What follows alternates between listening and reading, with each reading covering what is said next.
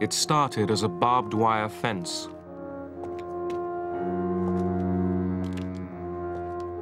Dividing a city.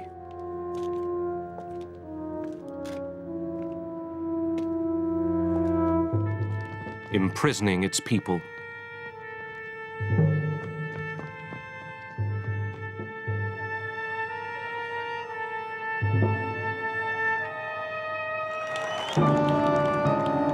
The very image of the Cold War, the Berlin Wall.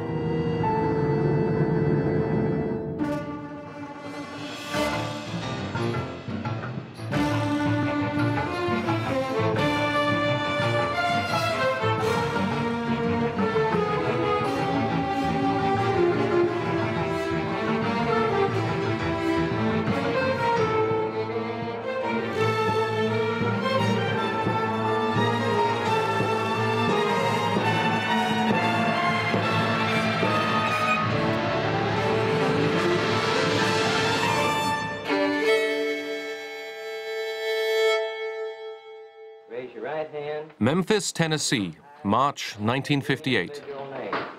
I. Do solemnly swear. Do solemnly swear.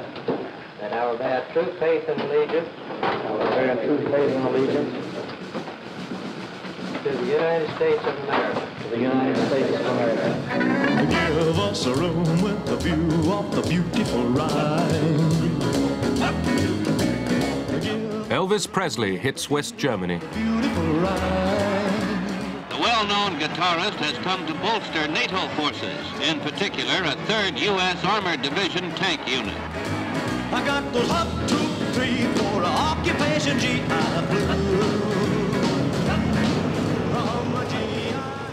West Germany was NATO's front line along the Iron Curtain. Since 1955, the Americans had been training a new West German army.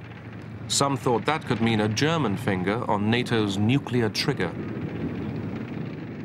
German rearmament brought back nightmares for many Europeans, above all for the Russians. The new weaponry alarmed East Germany, the German Democratic Republic.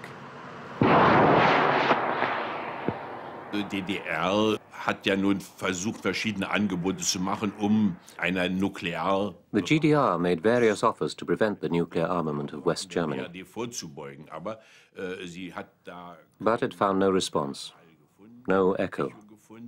Und darum fühlte sich die DDR... The GDR felt directly threatened by tactical nuclear weapons. taktischen Atomwaffen fühlte sich bedroht. It accepted that the Soviet army, stationed on GDR territory, also should arm itself with tactical nuclear weapons. Mit taktischen Atomwaffen. Berlin, deep in East German territory, was under the joint occupation of the former wartime allies. Now in West Berlin, 12,000 British, American and French soldiers were surrounded by 500,000 Soviet and East German troops. Western rights of access were protected by four-power agreement.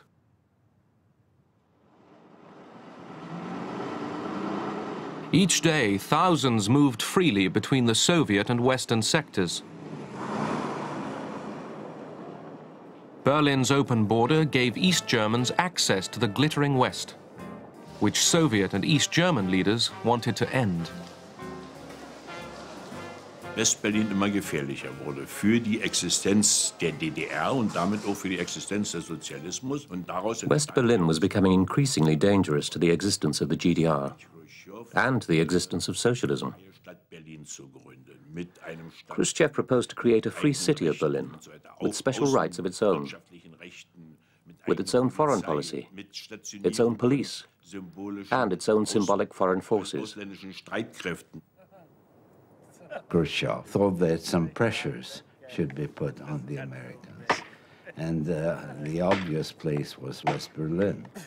So that this was a sort of shock therapy on the part of Khrushchev, I would say.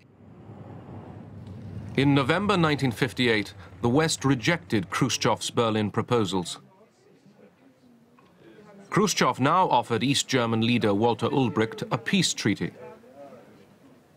It threatened Western rights in Berlin. He said that unless agreement were reached, that Berlin would be turned over to the East Germans within 6 months. We regarded that as an ultimatum. Eisenhower felt that the Soviets were doing something that was not really in their interest. His view was that if there were to be actual conflict between the United States and the Soviet Union, it would move quickly to large-scale, all-out conflict where everything would be drawn into it, and that was the danger, that was the risk. A new red threat to West Berlin. Khrushchev's demand that the United States, France, and Britain agree to end the four-power pact governing West Berlin, turning it over to Red East Germany, hints a new and major crisis. The Western powers reacted strongly, affirming their determination to keep the city free. It's an outpost. American Secretary of State John Foster Dulles, seeking common ground for a bargain over Berlin, consulted America's allies. But talks between the West and the Soviet Union led nowhere. The attempt to find a compromise with the Soviets was where we began to get into serious trouble, because any concessions that you made to the Soviets from the Western side would be an erosion of the Western position there. And the Soviets themselves were committed to a situation in Berlin that the Allies could not tolerate. So we were already, I mean, there was no possible outcome, a negotiated outcome that was possible. But the talks persuaded Khrushchev to shelve his Berlin ultimatum and head west. He chose the world's largest aircraft for the journey, Soviet-built. In September 1959, Nikita Sergeyevich Khrushchev became the first Soviet leader to visit America.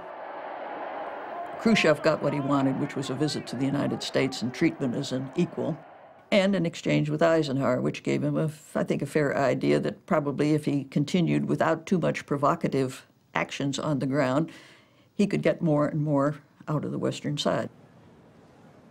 In talks with Eisenhower, a new spirit of cooperation eased the crisis. But Khrushchev's hopes for a Cold War truce only lasted 6 months. On the eve of a grand peacemaking summit in Paris, an American U-2 spy plane was shot down in Soviet airspace. Khrushchev was enraged. Но для этого что требуется? Не летайте вы в Советский Союз, не летайте вы в социалистические страны. Уважайте суверенитет и знайте границу. Не знаете границ? Ударим. Ударим, обучим уму-разуму. The summit collapsed before it had even begun.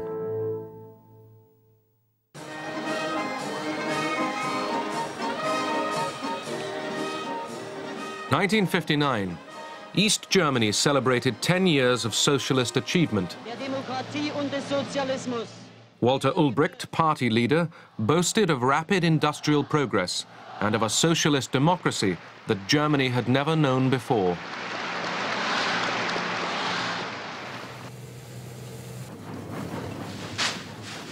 Official films portrayed a paradise for workers and peasants. The reality was shortages and chaos. Private farms were forcibly collectivized, and the state's resources poured into heavy industry at the expense of consumer goods. Obediently, East Germany copied the Soviet model, down to thought control of its people. Und so turnten dann 400 Einwohner Leipzigs gemeinsam mit Walter Ulbricht. East Germany, its leaders claimed, was succeeding through sheer willpower.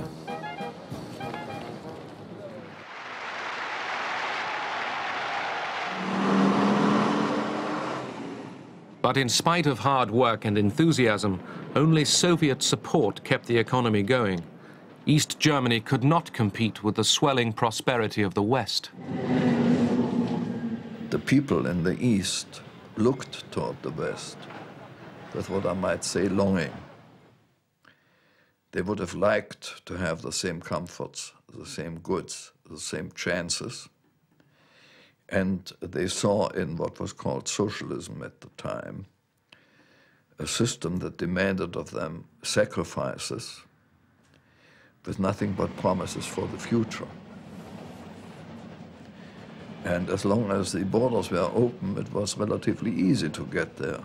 All you had to do is board a subway, and you were in another world. And it was really a crazy system. Imagine you go from socialism, in quotation marks, to capitalism in 2 minutes. Every month, thousands of East Germans fled across the open Berlin border and took refuge in the West. Most refugees were young and skilled. Their departure was bleeding the East German economy to death. Foreman in a plant in the East wouldn't know how many workers he still would have the next day because part of his working force had left him, had left the East, had left the system in order to go over there. And of course, in West Germany, they made every effort that people who came from the East would get jobs and would get comfortable existence.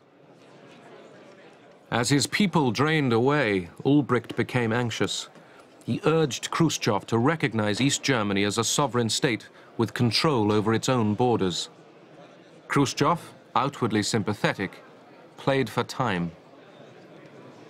Diese Idee eines separaten Friedens der DDR wurde mehr lanciert von Ulbricht. The idea of a separate peace treaty with the GDR was put forward mainly by Ulbricht, who wanted to bind the GDR into fixed treaties and link it politically with other countries. But Khrushchev argued that a separate peace treaty would intensify the Cold War. Den Kalten Krieg nicht entschärft, sondern im Gegenteil verschärft. Ulbricht argued that there could be no lasting peace in Europe until both German states, East and West, were recognized. But Moscow was in no hurry. The German question must wait until after the American presidential election.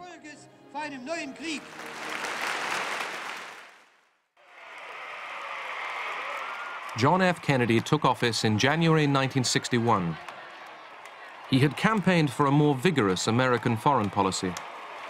I don't think the communists are about to collapse. I believe we have to build strength.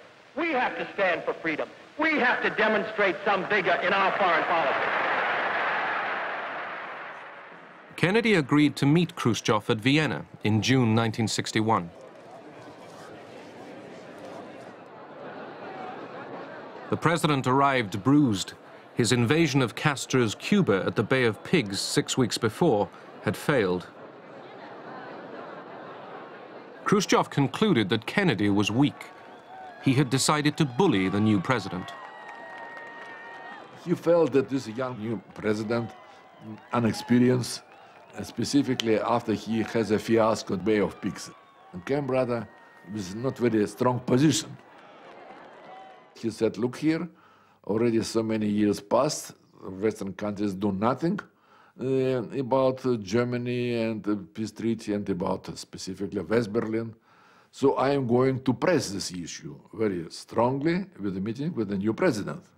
What Khrushchev kept saying was that we surround all those troops you have in West Berlin, and we could take West Berlin anytime we want to. And Kennedy's reply to him was, well, that's as may be, but we fought the Second World War, and they're there because of the Second World War by right. He became very emotional, very angry. This young fellow doesn't want to discuss with me the issue which is very important. And this make it very angry, and really it influenced his attitude. So it's, he has a mixed feeling about. From one thing, he accepted that he is tough, but from the other, he said that he is not wise enough. Doesn't understand quite well the foreign policy. The meeting was unproductive, and the longer it went on, the more that became apparent. It was difficult. It was disappointing. It left us with a Berlin crisis that was still active and on which no progress had been made. At the summer White House in Hyannisport, Massachusetts, Defense Secretary McNamara and Secretary of State Dean Rusk confer with President Kennedy on the increasingly ominous words and actions from Moscow. Premier Khrushchev's increase in arms... Khrushchev had renewed his ultimatum and increased the Soviet arms budget. Kennedy asked his advisers to list America's military options. It was conceivable there would only be two alternatives: surrender or use of nuclear force, which might well have brought destruction of both East and West. So the president was very anxious to find a middle course. In July, Kennedy asked Congress for extra defense funds and called reservists to arms. The source of world trouble and tension is Moscow, not Berlin. And if war begins, it will have begun in Moscow and not Berlin. For the choice of peace or war is largely theirs, not ours. Of all the presidents in this Cold War period, I think the nuclear issue bore hardest on Kennedy. He took it very seriously, and he was sometimes afraid that the good Lord had put him on earth to start a nuclear war, really. And he was not about to get out of Berlin, no matter what it took. It would be a mistake for others to look upon Berlin because of its location as a tempting target. The United States is there. The United Kingdom and France are there. The pledge of NATO is there. And the people of Berlin are there. It is as secure in that sense as the rest of us, for we cannot separate its safety from our own.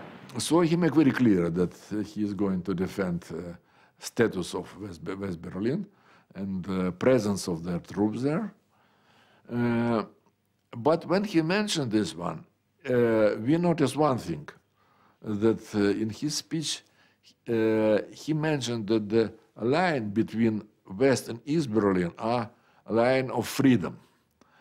And he didn't say anything about the freedom of the movement across this line, East Berlin and West Berlin. It is a fact that we were not going to fight about what the Soviets did on their side of Berlin, and that it is quite likely that Khrushchev was helped to understand that American position by the July speech.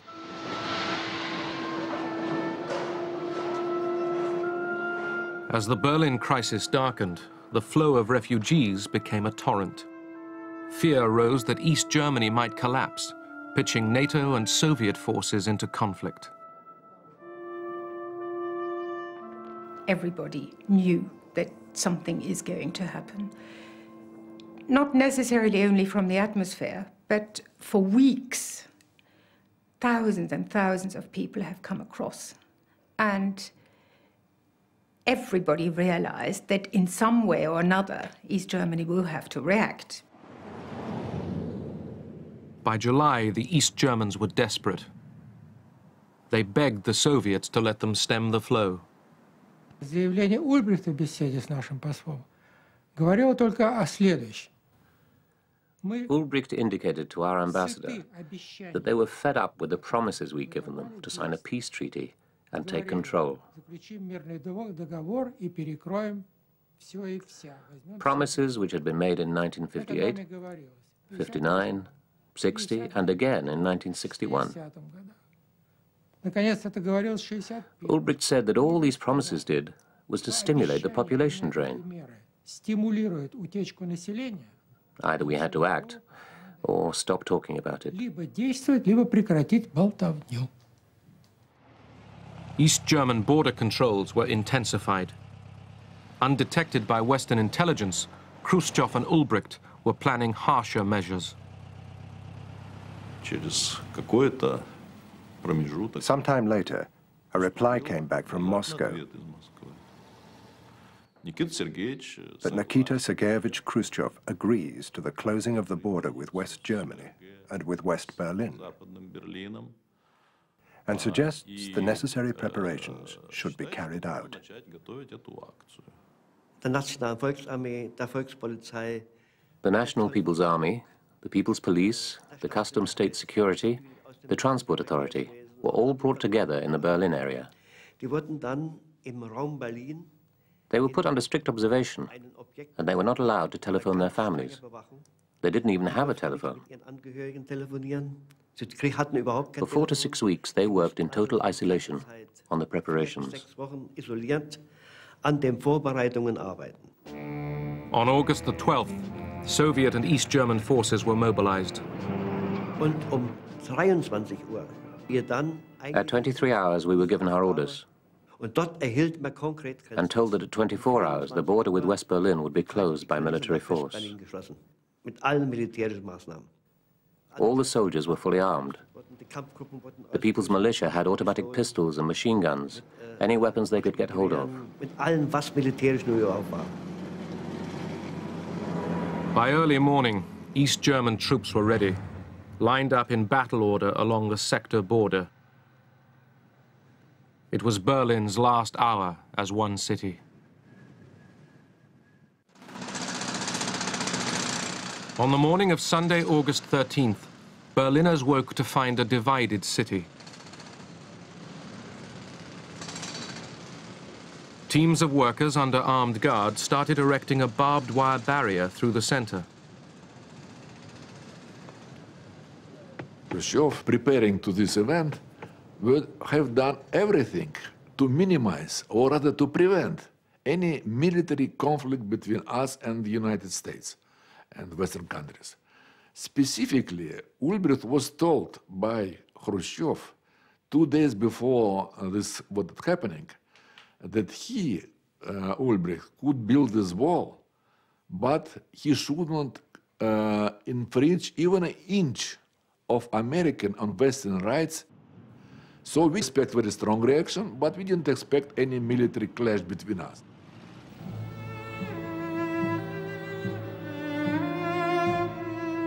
The barrier split Berlin.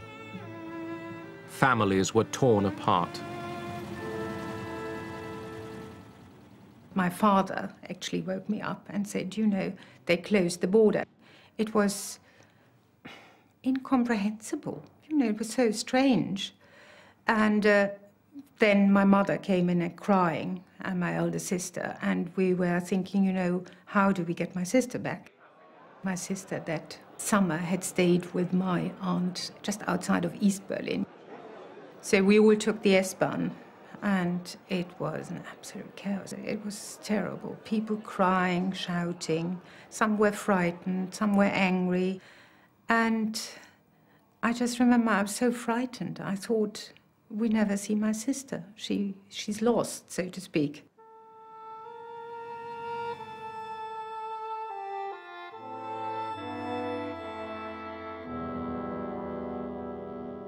A pitiful old woman timidly walked up the 3 stairs to one of these trapos and said, when is the next train to West Berlin? Because all these people hadn't heard. The first news was at midnight over the East Berlin radio, and these people came to the station thinking they could go to West Berlin.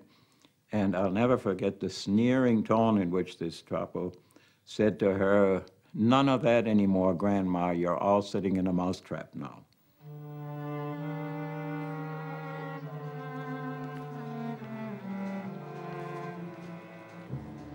Die Menschen waren ganz anders drüben, haben zwar geschimpft auf uns. The people were swearing at us. We felt we were simply doing our duty, but we were getting scolded from all sides. Und wurden dann von allen 2 Seiten Westberliner beschimpft. The West Berliners yelled at us, and the Eastern demonstrators yelled at us. We were standing there in the middle. There was the barbed wire, there were us guards, West Berliners, East Berliners. For a young person, it was terrible. Sie bitte bis hinter das sowjetische Denkmal zurück. Sie bitte für unsere Anordnungen verständigen. The anger of West Berliners boiled over. They demonstrated against the division of their city.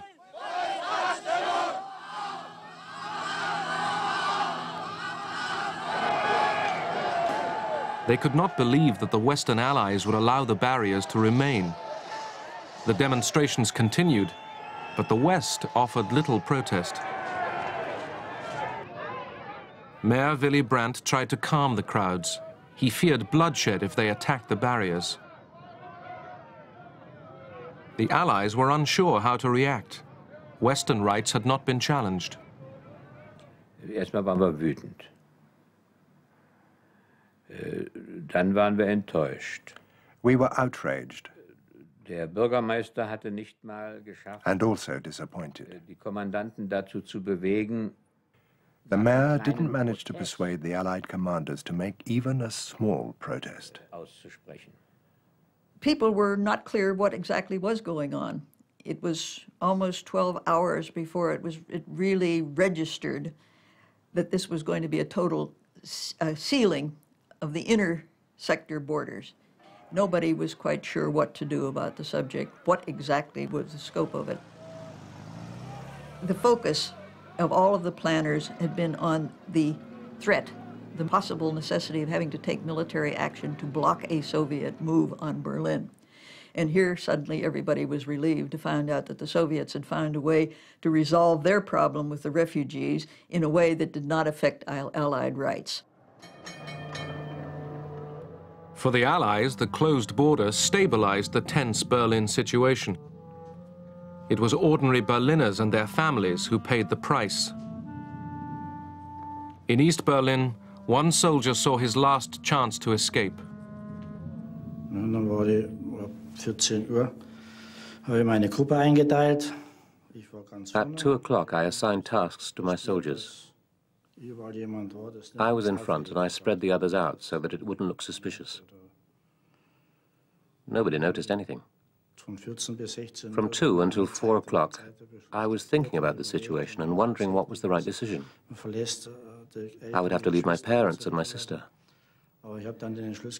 Finally, I took the decision. I jumped over the barbed wire at 4 o'clock.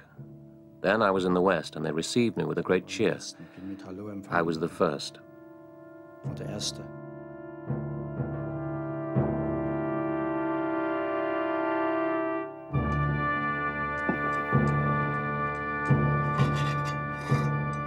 3 days later, concrete blocks began to replace the barbed wire.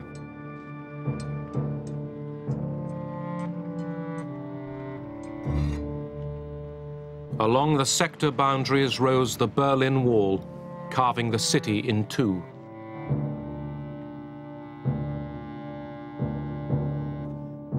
In West Berlin, morale was low. Confidence in Allied protection crumbled. Mayor Willy Brandt sent an angry letter to President Kennedy demanding action. Die Idee war eben, nachdem auch in Washington nichts passierte, die ganze The idea was, since there had been no reaction in Washington, den Präsidenten darauf aufmerksam zu machen, we had to make it dass clear hier to the president psychologisch ein Einbruch, that there might be a breakdown in morale, a loss of trust, Einbruch, und dass hier something more than just a protest had to be done. man mehr als Protest machen müsste. I think it's probably putting it mildly to say he was furious. Kennedy felt that he had shown that he was prepared to go to the brink of war, maybe even over the brink of war to defend Berlin, and here he was being criticized for doing nothing by a, as somebody put it, a mere mayor. But Kennedy realized that a gesture was needed, a sign that America still meant to defend West Berlin. He ordered a show of force. An American troop convoy was sent to Berlin up the Autobahn across East Germany. The plan was to test East German reaction and to reaffirm Allied access rights to Berlin. The Americans were stopped and counted. They waited and were let through.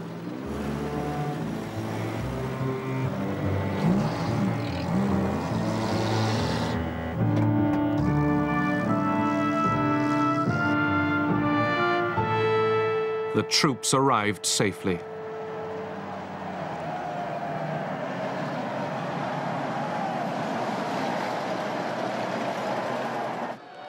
America's Vice President, Lyndon Johnson, flew to the city as Kennedy's personal representative. He was accompanied by General Lucius Clay, hero of the Berlin airlift. Johnson brought a message from President Kennedy.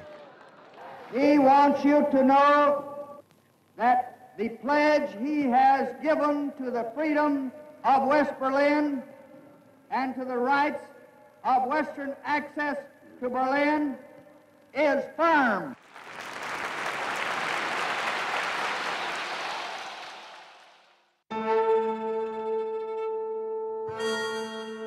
In the east, people risked death to flee through the last chinks in the barrier.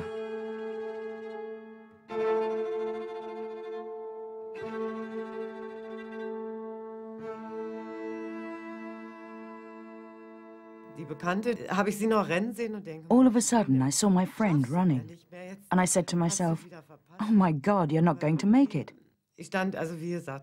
And I couldn't run. I turned into a pillar of salt. And an elderly woman said to me, "Go, girl, run too. You're still young. Run." So I just started running. My friend had hurt her face, but I'd only ripped my sweater. Apart from that, I wasn't hurt. We were incredibly happy. We laughed and cried. We just made it. Many more made an impulsive dive for freedom. Und eines Tages kam nicht nach Hause. One day he didn't return home. I was waiting and waiting. He didn't come during the night or the next day, and I thought, what has happened? And then my brother-in-law came. Don't you know, he said, he's in the West. My whole world collapsed. I had to collect his things from work. It was like collecting the belongings of a dead person. Later, Heinz Carstens helped his wife to escape.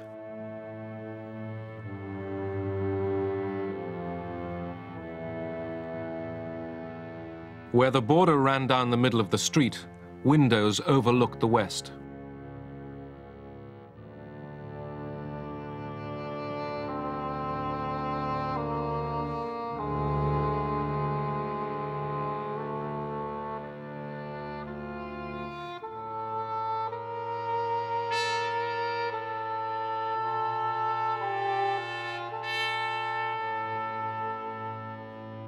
Helping people escape became a routine assignment for West Berlin's fire brigade.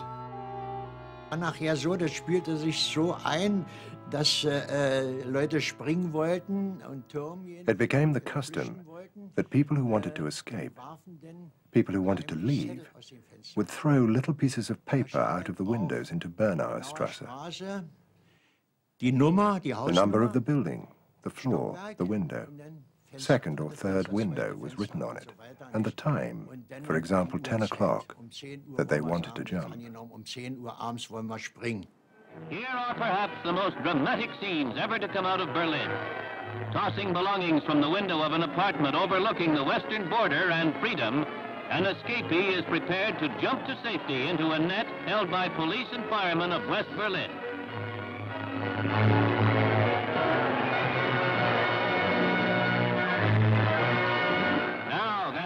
A rescue episode that is even more extraordinary. An attempt is being made by sympathetic Germans to assure the escape of a brave woman. While communist police try to pull her back through the window, below there is freedom's grip. A blood-chilling sequence that the News of the Day camera follows to its dramatic conclusion.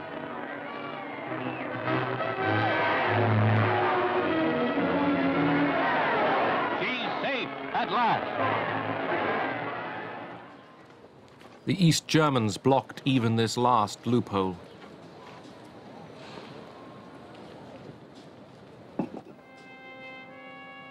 People swam lakes and canals, clung under trains, hid in cars, climbed barriers under fire. Hundreds failed. Many died.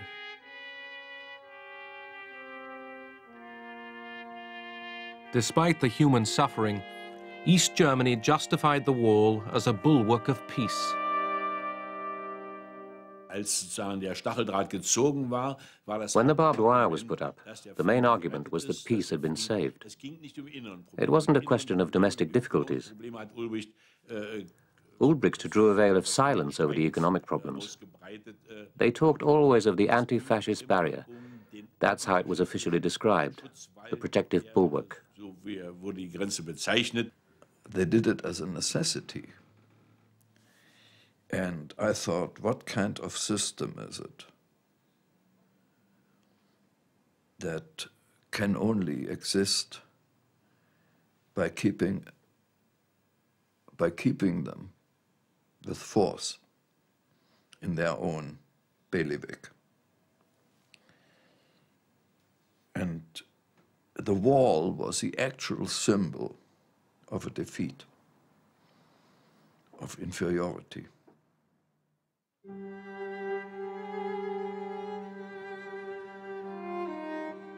Escapes went on. Killings went on. Telephone lines were cut. Now the two cities could no longer talk.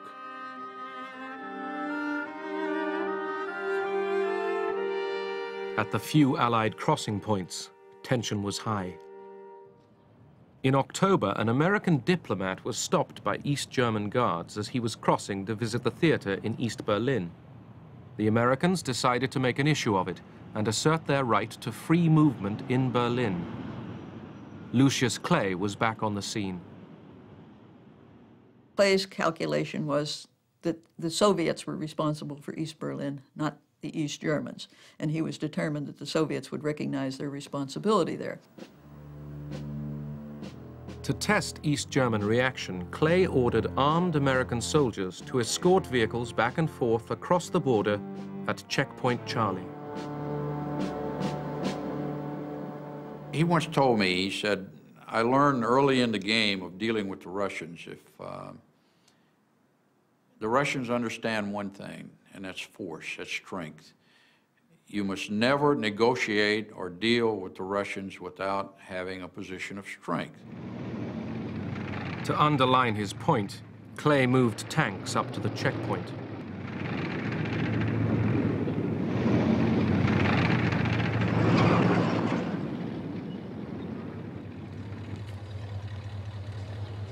The Russians brought up their tanks and guns. The two sides faced each other barrel to barrel. The telephone rang in the command post. He said, let me speak to General Clay. I said, he's not here. Who is this? He said, this is the military police officer at Checkpoint Charlie. He said, holy Christ, he said, the Russians have rolled in here in force. He said, they've got tanks. He said, the balloon's getting ready to go up. He said, the defecation is about to hit the fan. The situation was dangerous.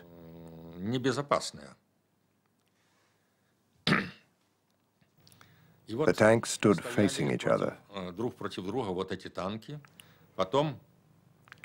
Our tank crews were told to exercise restraint, to give no grounds for provocation.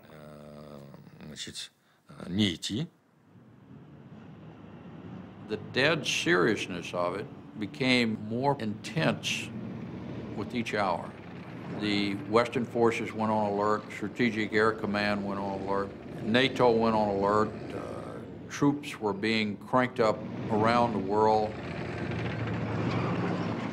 and one never knew if the intensity of the situation in Berlin escalated, where would be the next sore point.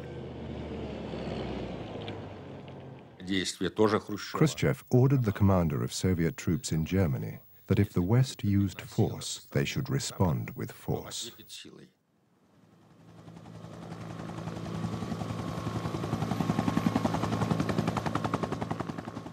Я как раз сидел в генеральном штабе, когда проходил съезд. I had a phone by one ear receiving information from Soviet military headquarters in Germany. Информацию из группы войск Германии. The other phone was connected to the Kremlin. As soon as I got the information, I reported to the Kremlin what was happening at Friedrichstrasse. На КПП у Фридрихштрассе. President Kennedy had sent a message to Khrushchev through a new private channel that had been established only a month earlier for a back channel between the White House and Khrushchev, and that President Kennedy had asked Khrushchev to take the first move. The Americans sent a message. It said, in order for us to move our tanks without losing face, you should move your tanks back to a certain distance. Our tanks stood 200 meters from the Americans.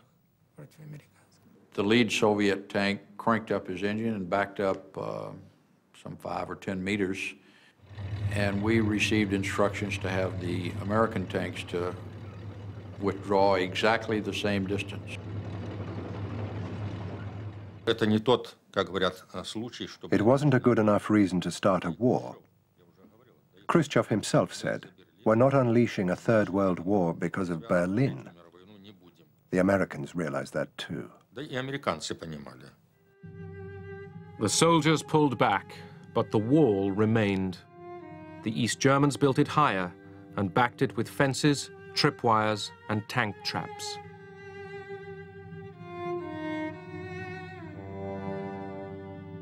During the first year, 50 Germans died trying to cross to the west. One of them was 18-year-old Peter Fechter. The Americans gathered, the soldiers gathered on one side, not doing anything. And on the other side, the GDR, the Vorpost, the police there, was standing on their side, not doing anything. And this young man was huddled. I remember he was lying like an S shape. And first he screamed, he cried, he shouted for help. And as the hours went on, his voice got weaker and weaker. It was so heart-rending that in the middle of nowhere was a human being dying, and two groups was facing each other, too worried to act because they didn't know what the other one was going to do. It was really horrible. You were just standing there and you thought, he's just dying and you can't do anything. I mean, I've never been in that situation before, neither after, where you actually see a person dying and you can't do anything. And I'm sure everyone else around me felt the same.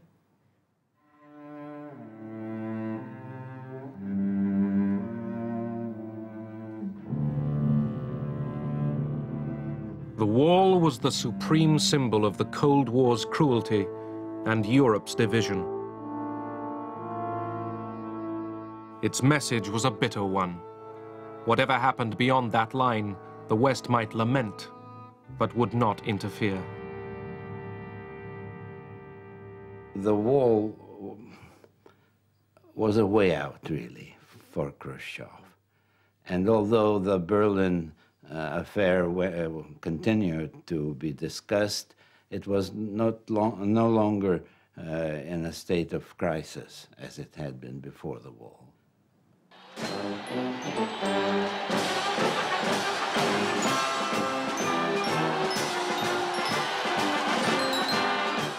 In 1963, President Kennedy visited West Berlin.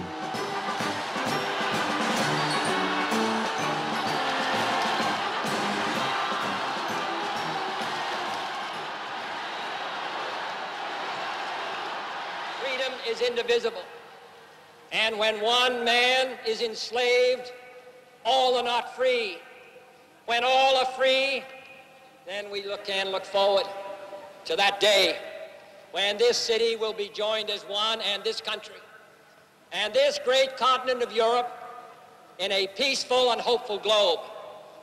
When that day finally comes, as it will, the people of West Berlin can take sober satisfaction in the fact that they were in the front lines for almost 2 decades.